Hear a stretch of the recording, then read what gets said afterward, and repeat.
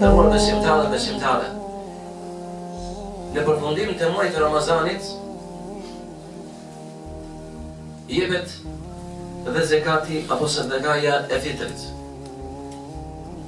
Profeti sallallahu alaihi wasallam e vendosi sadakan apo zekatin e fitrit tohratan lis-saim, si pastrim për besimtarin dhe besimtare, wa it'aman lil-masakin, dhe njëkohësisht si ushqim për nevojtarët.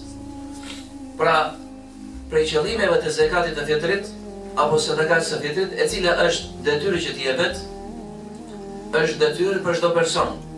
E nuk është detyrë vetëm për të pasurit, por është detyrë për çdo person që ta jap atë.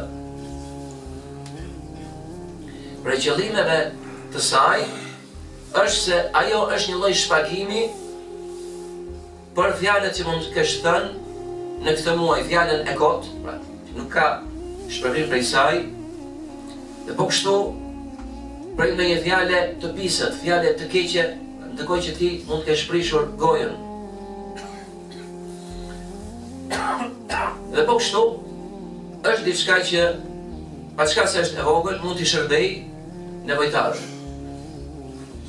Ndaj, sikur se thuhet në hadith, ai i cili e jep sadakan e fitrit apo zekatin e fitrit përpara faljes së namazit të Bajramit, sepse koha e saj është deri përpara se të fillojë namazi i Bajramit, e ka kryer detyrimin e tij.